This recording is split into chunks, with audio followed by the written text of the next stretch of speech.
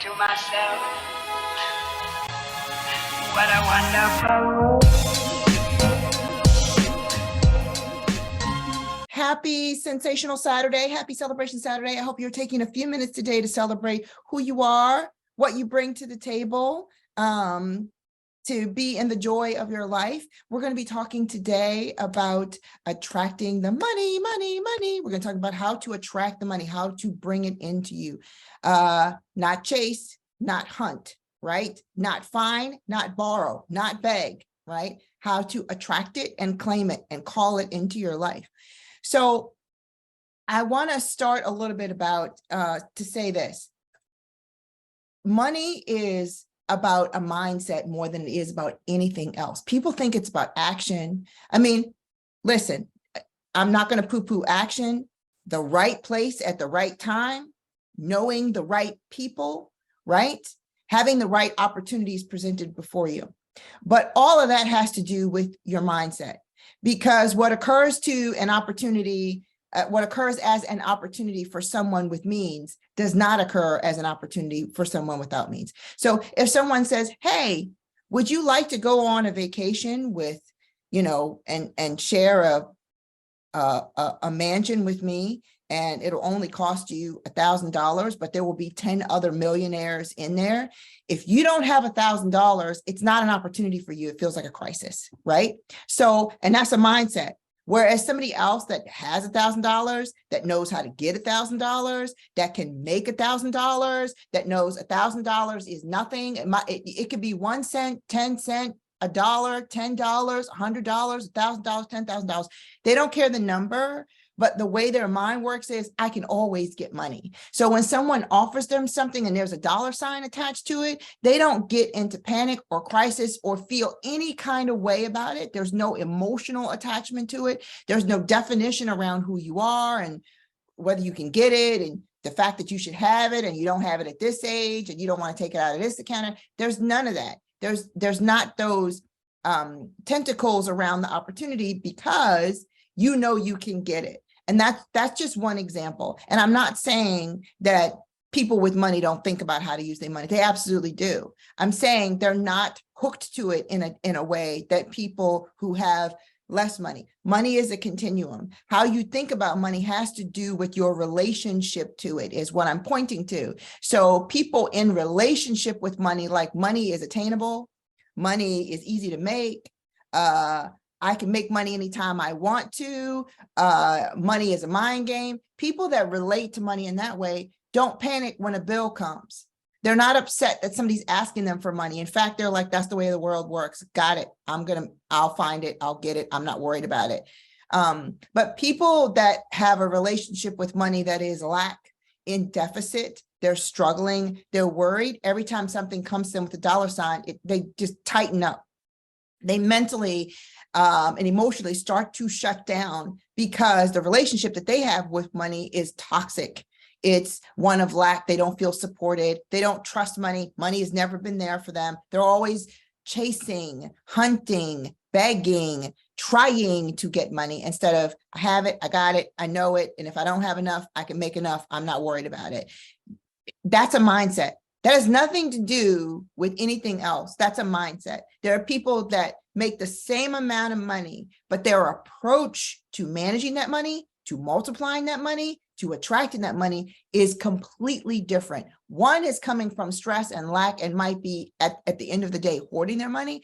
One is coming from abundance and might be investing their money and multiplying their money. It's just a different mindset. Even though baseline, they make the same amount, maybe they have the same job, they might have even grown up in the same household, but it's a mindset. Money is about psychology and sociology more than it is about dollars and cents. Dollars and cents are just zeros on a page. It's addition and subtraction, but it's not addition and subtraction at the end of the day. A good example of that, and I'm going to try to give you guys a lot of examples to get into because I really want you to think of your perspective around money. Your ability to attract money is directly related to how you think and feel and are in relationship with the money. Not about nothing else. There are people, and I'll give you a perfect example of this. My daughter went to a school of the arts, and I'll never forget, I remember in the audition process, the teachers said to us, we have kids here that are very, very talented, but they're typically not the most successful. And I said, well, that's an interesting thing, to come to a school in arts and you've got all this talent. And he goes, because they don't work hard. They don't want it. They're not hungry. They either enjoy their talents such that they just give it away for free, or they think their talents should pull things to them and they're not willing to engage and do the other work that's associated with doing it. And so they don't really go anywhere. The people that get out there and that are hungry, that want it, that put themselves in front of places to audition, that give of their gifts and talents, that put themselves out there, that actually market themselves, those are the students that actually really, really do better, which was an interesting thing, right? Because what we tell ourselves in the same vein about money is, well, I wasn't born on the right side of the tracks. I didn't come from a wealthy family. I never went to college. I'm married to a spender. I'm married to all kinds of people that's what we tell ourselves. None of that has anything to do with why you don't have money. You don't have money because of your frame of reference, your mindset, your relationship to the money. In the same way, those kids didn't get to use their talents or be known for their talents because of their relationship to their talent. Either they thought they had to do nothing with their talent, or they gave away their talent because that's what they wanted to do with their talent. Like they weren't interested in making money with their talent. So it's the perspective. Hi there, Michael. I saw you joined. It's the perspective of it's your perspective around it. That's ultimately what it is. So I want you to just take a few minutes and think about your relationship with money. Think about how you feel about money. Think about what you think about money. Think about your emotional state when it comes to money, because money isn't about dollars and cents. Another good example of this, and I'm going to give you some questions to think about after this. The recession. Everybody's talking about the recession. Recession. We're going into a recession. Then some people were like, well, I'm not so sure we're going into a recession. Then people were like, no, we're definitely headed for the recession. The housing market is the mortgage rates are going up and this, that, and the third. Like there's all these like quote signs, right? On the flip side, we have one of the lowest unemployment rates since the 60s or 50s, something like that. There are 1.9 jobs per person. So it's a buyer's market right now. Yet we're heading into a recession, and recessions are typically one of the economic markers is high unemployment, bad job market. We're not in that yet. People are still talking about this recession. Are we going into a recession because that's what we think? Or are we going into a recession because those are actual facts, right? Inflation is through the freaking roof. It's through the freaking roof, which is another, sign of inflation. And then you've got more entrepreneurs showing up, more millionaires in the small business arena than you've ever had before. So there are people that, in spite of what is being said, in spite of the markers, the story that the country is telling you, they're telling themselves a different story and they have completely different results. Why? Because it's what they believe about their ability to make money, keep money, multiply money, and rinse and repeat, right? That's what I'm talking about. So ask yourself, what do you think about money? Do you trust money? Like, if you went to your bank account or your savings account, do you trust, how many of you have gone? I love this example. How many of you have gone? Because I've been there. Like, I'm not poo-pooing anybody's experience. I can talk about this because I've had this experience where you swipe that card and you cross your fingers. I've been there because I was a single mom. I know you cross, even a young girl, college, you hope that card goes through. Do you trust money to be there for you? I didn't know. I was like, I think I got $20, $10, whatever in that account. Do you trust it? Right? Do you feel there's reciprocity? Like, I invested money, I saved money, and that money is actually there for me, right? Good things happen to me. I make more money. Do you feel there's, I give good service, I receive a fair wage for my work. I serve at my church or synagogue or temple or place of worship, and I'm blessed for that. I have food, clothing, shelter, and lots of surplus. I live in the overflow. Do you feel there's like reciprocity in your relationship with money? Do you abuse money? You overspend, you overpromise, you underdeliver with money? Do you hoard money, right? Do you never have enough? Like, it doesn't matter if you get a windfall tomorrow in 3 days, you will not have that money. Like you abuse it, like it's gone. And moreover, you don't even know where it went. Like you don't know where it went. Like think about this in terms of relationship. And I'm going to tell you the truth. A lot of us, how we relate to money is how we relate to other people, to human beings, especially in intimate relationships, right? Is the relationship with money toxic? Right? You always, you get in debt, you get out of debt. You get in debt, you get out of debt. That's like a person that's in an abusive relationship. The person is abusive to me. They apologize. I go back. They're abusive to me. I leave. They apologize. I go back. I'm in and out of debt. I'm in and out of bankruptcy. I don't keep steady employment. I don't have a steady cash flow. This toxic relationship where you're in this cycle where you always 2 steps forward, 3 steps back, right? Is it toxic? So I want you to think about that, because if that's the relationship you have with money, it's going to be hard to attract money from that place. You don't trust it. It's never there for you. You're going to get it and spend it before somebody takes it from you, right? You don't feel like you have enough. So you always want to use it. It's like super quick. You don't want to save it. If you save it, then some expense comes in and you always like deplete your account and then you end up in debt. It's this like rinse and repeat cycle. That has nothing to do per se with your ability to earn. And I'm giving you examples of people who have college degrees, make over 6 figures or multiple 6 figures. This psychology is not unique to people who are below the poverty line. This is middle class. The middle class thinks this way.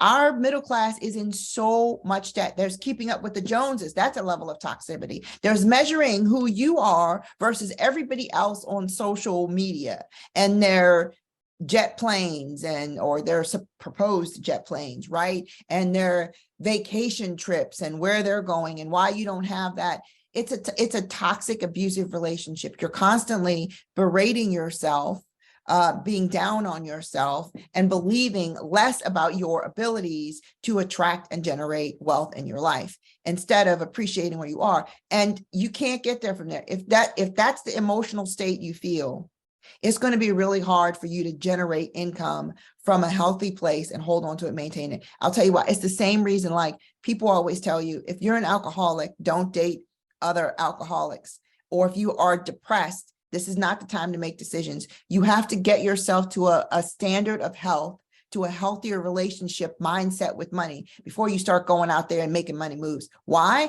Because if you don't, you're still in that cycle of toxicity. You're still in that cycle of abuse. You're still in that cycle of mistrust. You're still in that lack mentality, that slave mentality around money. And what happens is all your efforts return exactly the way they've always returned, because that's what you believed. You've got to get out of that cycle. Money is about psychology, sociology, more than it is about dollars and cents. It's about how you were brought up. It's about your experiences with money. It's about your faith with money, your belief in money, your belief systems around money. So backdrop for myself, I got 2 things that I got two different parents, and they had very different philosophies. They had very different like sort of memes they would repeat around money, but the philosophy was just the same, right? So I was the first from my parents' family, the first kid to graduate from college, like get a 4-year degree. So just kind of put that in your mind. So the backdrop around money from my mom, the constant thing I used to hear her say, I don't even know, she watches these things too, so she might agree, is we can't afford that. And she was pragmatic. She was a single mom. We can't afford that. I don't have money for that. That was like the constant chatter.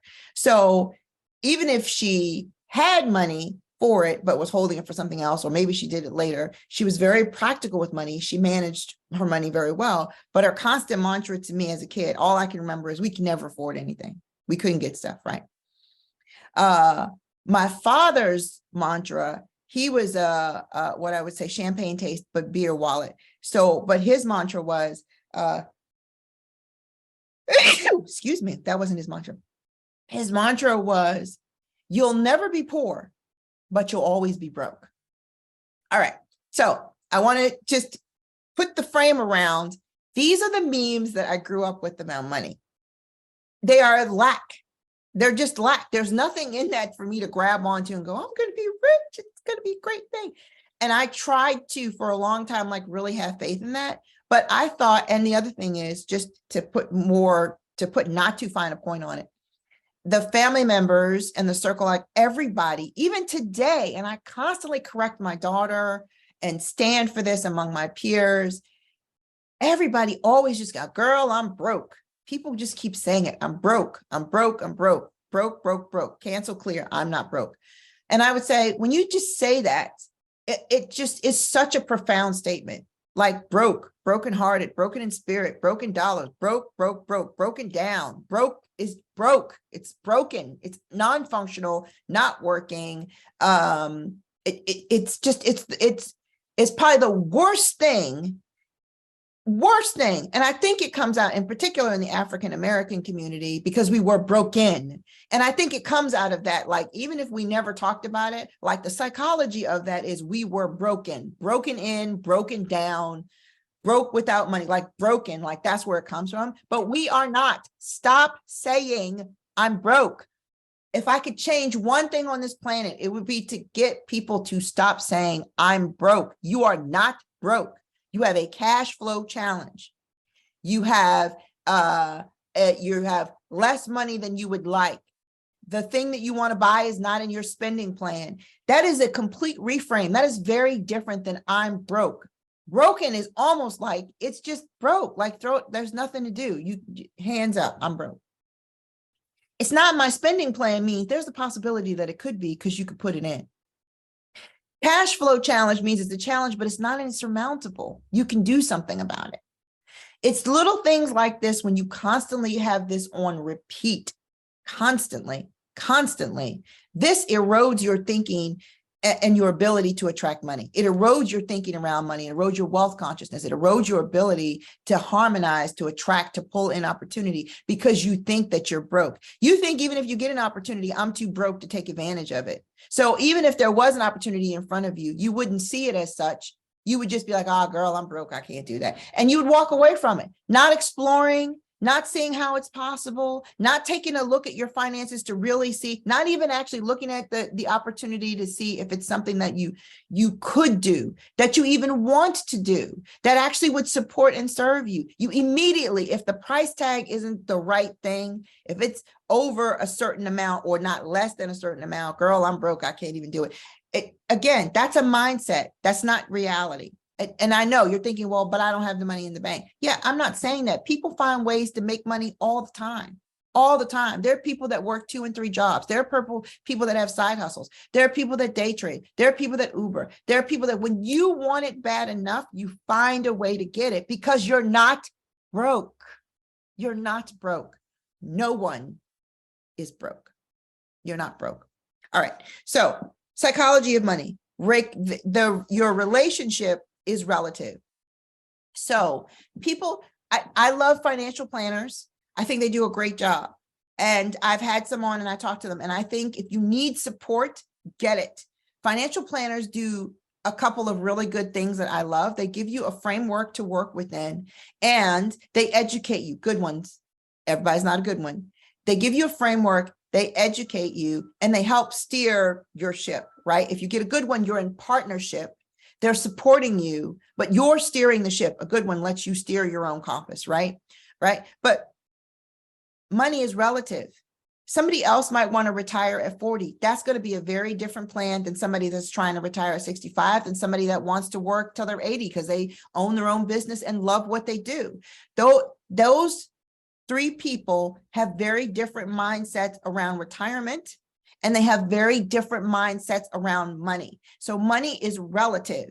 It's not a one size fits all. There are some financial principles that you can apply. The biggest one is the power of compound interest. That's multiplying your money over time. That works for everybody universally. Now, how you multiply that money, there is a bazillion and one strategy. Some people tout real estate. Some people tout the stock market. Some people tout both. Some people say build a business. Some people work their whole life and sink money into their company's 401k and max out their match. There is a million ways to get there. That's not the point. My point is it's not a one size fits all because money is relative. It's personal. to you. It's personal to you. And how you get there, the plan you use to get there is personal to you. Not right, not wrong, but personal to you. Your background, your first tribe, your experiences, and how you have been in relationship with money over your life determines your relationship with money and your beliefs around money, which is unique to you. So the experiences you have, I don't have. You know, I was listening to Viola Davis talk to Oprah when she did her interview. And Oprah said, I thought I was poor. You were po. Like, you're telling me that you all used to hear the rats eating your dolls at night when she talked about that she didn't know about washing her clothes. It was like an eye-opening. You think you don't have money. You think you're poor. You think you live in lack. Watch that video, that interview with Viola Davis with Oprah Winfrey. I'm telling you, it's like eye-opening about the level of that. Or people who have been homeless. You hear stories of stars living out of their car, living out of their van, not having a place to live, like that they did the homeless thing for a little bit. Poor, like that's, but that's relative. So somebody with that experience isn't going to make decisions about money the same way that someone who grew up in the middle class, got a college degree, and is just struggling to make ends meet because they have spend issues. Like, it's going to be a completely different thing. Neither approach is right or wrong. It's just their perspective, because money is personal. The relationship you have with it is personal, right? That's why you got to do your own work. It's not dollars and cents. Like I told you, it's the economy. One story is told, there are different realities. COVID changed the whole economic reality. It changed it, right? And it won't be the same again, right? Inflation changes the economic reality. The job market changes the economic reality. All these put together to give a snapshot of the current economy, but it's not a one size fits all. And all those things make a difference to different people at different times, depending on how much money you have right now. So money is not just dollars and cents. It's really about your relationship, your beliefs around the money you have, and your ability to make money. And if I could leave this planet with one thing, and the reason why that's so important is because if you know that money isn't dollars and cents, it's not your background, it's not your education, it's not your social status, it's not your where you were born or how you were born, or if you have a trust fund or don't have a trust fund. It's none of that. It's your psychology, your relationship that you have with money. What does that tell you? It can be changed. You can evolve it. You can grow it. You can make it into something completely different, something powerful, something that serves you. Because if it's about genetics and biology and you don't get the biology, genetics, the DNA lottery, then we're screwed.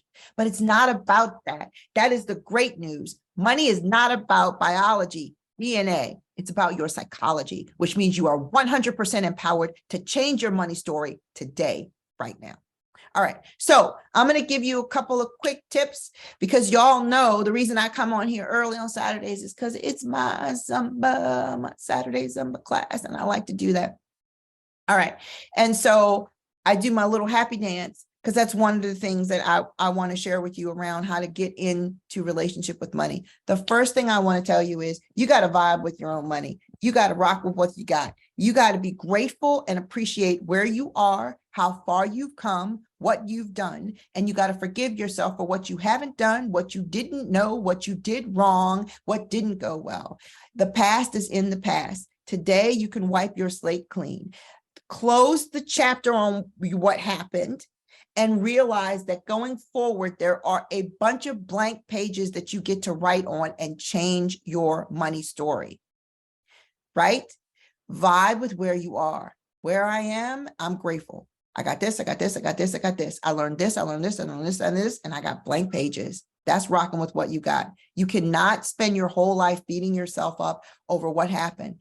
The fact that you didn't go to college, didn't take that job, didn't marry that guy or that girl who had money and your life would have been a whole lot better, but you didn't love them, didn't take advantage of the opportunity that was presented for you, didn't say, spent all your pension, spent all this. I can tell you, I worked a lot of jobs where for whatever reason, I got paid out when I left, like 401k or pensions back when they had pensions.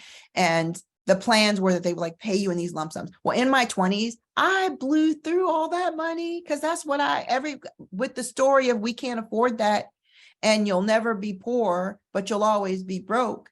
I could afford some things, which I did. I took the money and I afforded some joys, and then I was back broke again because that was my story. That's what I thought you were supposed to do. Like, but I've forgiven myself for that. I was young, I was stupid, I was dumb. I didn't know what I knew now. I make different choices now, right? So you can't get to your next level by beating yourself up about what happened in the past. It just is going to weigh you down. It's just going to make you feel sad. You got to let that go. That's the first thing. Like you can't, it's difficult to feel sad, frustrated, angry, and be in a attractive money-making mode. It's just different. It's just difficult. It's just difficult. All right. I'm going to tell you something that every financial planner tells you. You know this. I talk about this in terms of self-care, in terms of wealth, in terms of health, in terms of everything. Pay yourself first. One of the things that makes us feel lacking or broke or not abundant is when you work a job and then you pay everybody else and then you got $5 left over for yourself. Reverse engineer your spending plan so that you have something that's reasonable for yourself every week, whatever that is. And if it is $5 or $10 until you move forward, that's fine, but treat yourself.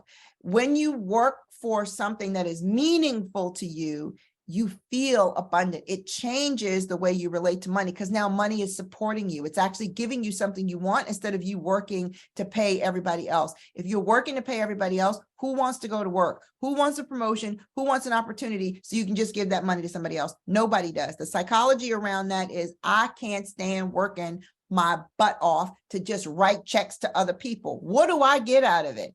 And we sit in the stew of that. And it's because you're not paying yourself first. So figure out what that looks like. There's 1,000 ways to do that. If you don't know, get a financial planner, whether it's paying yourself in your retirement, paying yourself in savings, giving yourself an allowance. I do all three. I pay myself first. And then from what's left over, I make sure I live within the means that I have so that I can pay everybody and still not feel squeezed to death. Part of that is we're doing things out of order because we never pay ourselves first. We pay everybody else. We start signing up for stuff, getting ourselves in debt and over our head just so we can have a few little luxuries. And those luxuries cost us and end up putting us further and further in debt and in the hole because we feel like I'm just tired of working so hard for everybody else but myself. Stop doing that.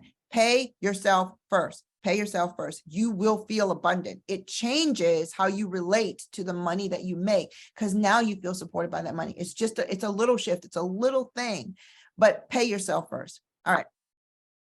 Enjoy your life where you are with the money that you have. So you got to feel joyful with what you got. You have to. And well, you get to. You don't have to. You don't have to take any, you don't have to do anything I'm saying. I'm just telling you from the benefit of my experience. Here's why. Because when you don't feel joyful with what you have, you constantly are focused on what you don't have. And there's more in life. Like if I thought about the totality of my past, like I've done a lot in my past, but there's a lot I want to do. And if I focus on all the things that I want to do in the world and on this planet and before I die, it's an overwhelming amount of things. It starts to make me feel like, oh, I'll never be able to, because it's a lot. But if you focus on the things that bring you joy, that the ways in which you've lived your life that add value, you will feel happy, satisfied, and it will change the way in which you relate to, again, how you think about money. You'll feel supported. You won't feel like, oh, there's this long bucket list of things that I want to do that I'll never get to do because I don't have the money right now. Well, you don't know that. Your ability to make money changes. You're learning new things. You're gaining new skills. You might get to do many or all of the things that you want to do. You just haven't done them yet. But if you focus on that I haven't done them yet, I don't know how I'm going to do them. And you get stuck in that cycle of, I don't know how, it's not happening. It's demoralizing. If you focus on Yeah, but I did go ziplining and I did go skydiving and I have been on a cruise and I have traveled out of the country multiple times. And I do take a vacation once a quarter and I do spend time with my family and I do this. And you're like, yeah, I live a kick-ass life, right? Completely different, completely different. The energy of that is different. It's also a value system. So for example, you could, for me, and I'll share this for me, my car is old. I love my car, guys. I feel completely supported with my old car and AAA. Supported.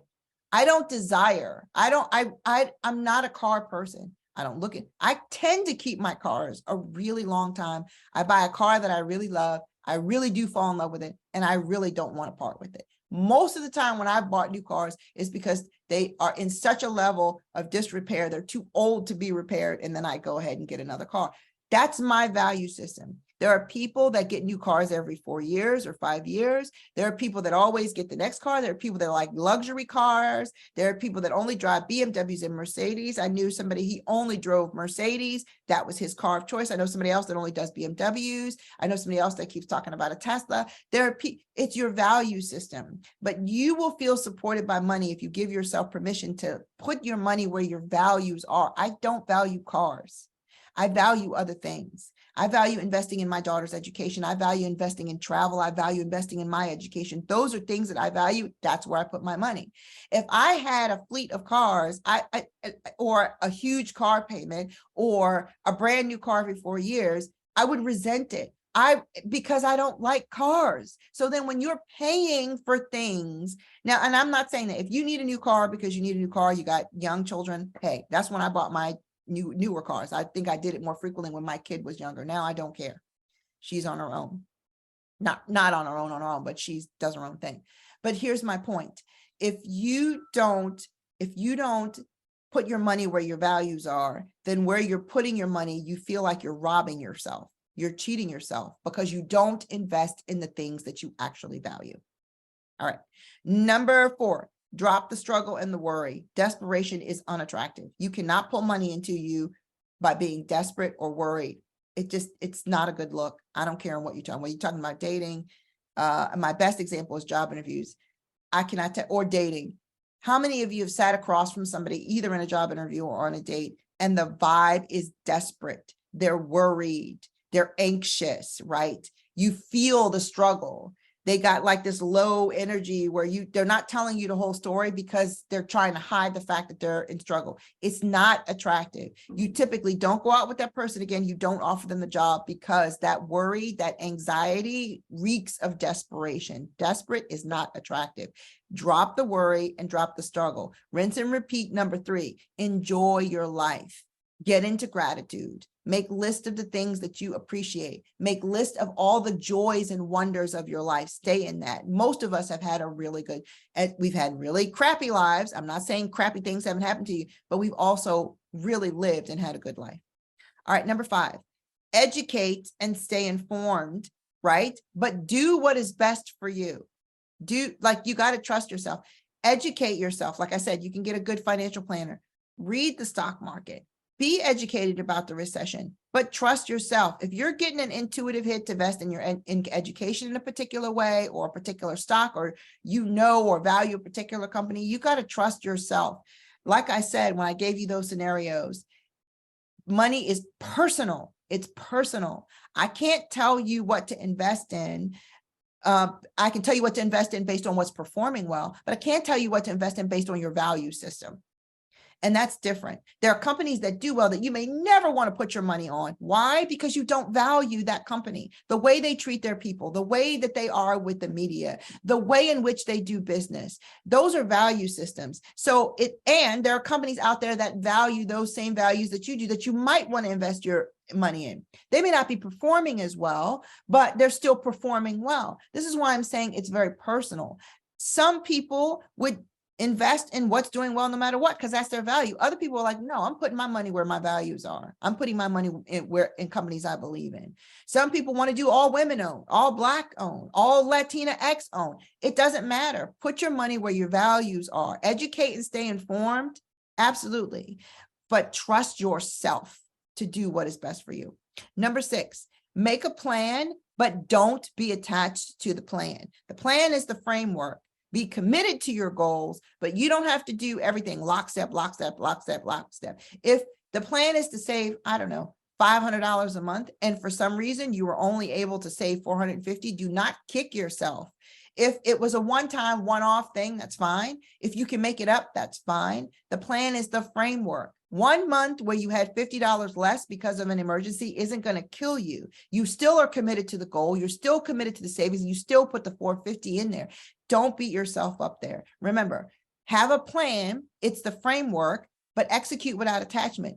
Money is personal. It changes. And as you gain more money and you gain in more influence and skill and education, you're going to make course corrections. You're going to bob, weave, duck, dive, and pivot. Trust yourself to do those things and do those well. And then the last thing I will say about money is number 7, visualize what you want and how you will feel when you actually have it.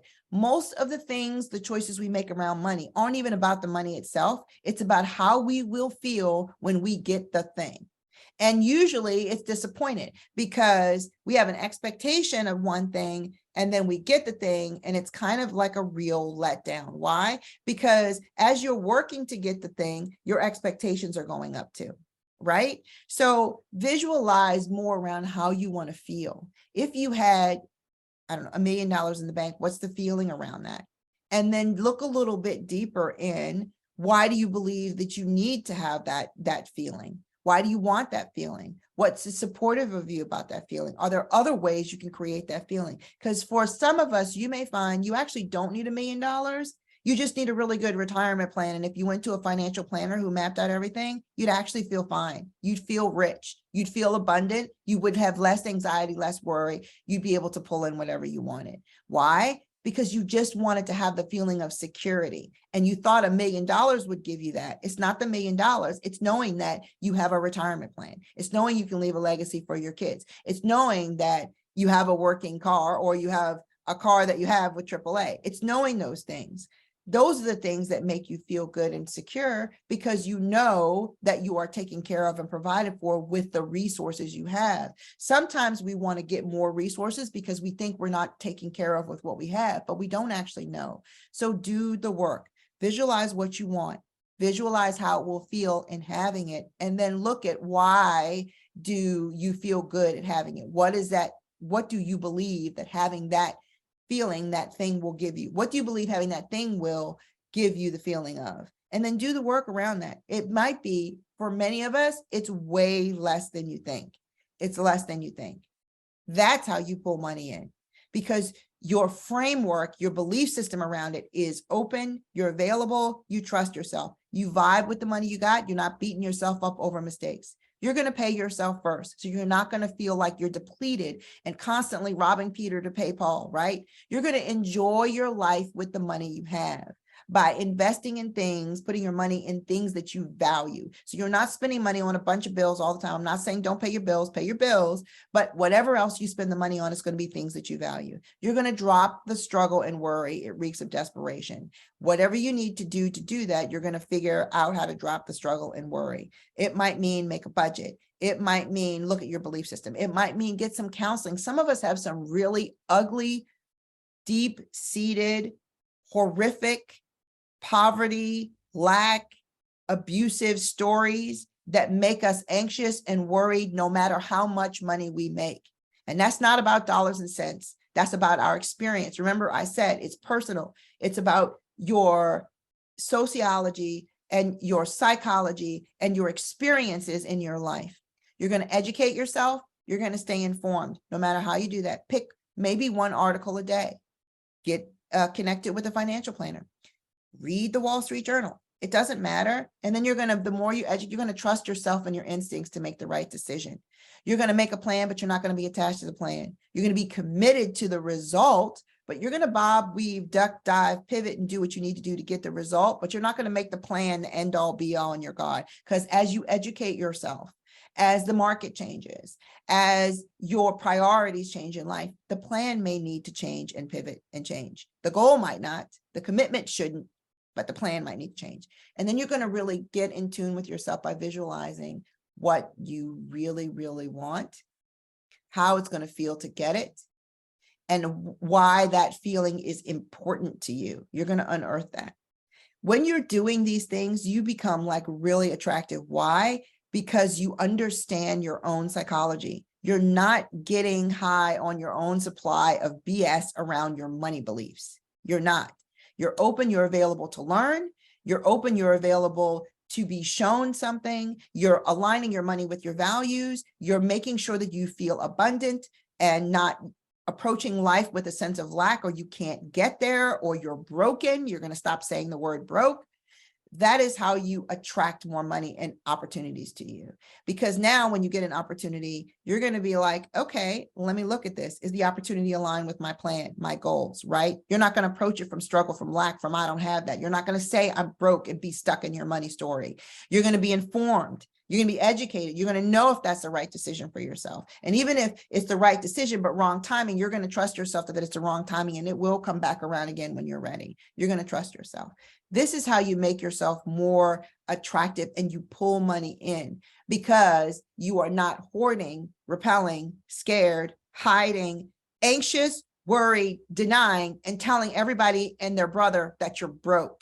It repels money because it repels opportunities, because it repels people.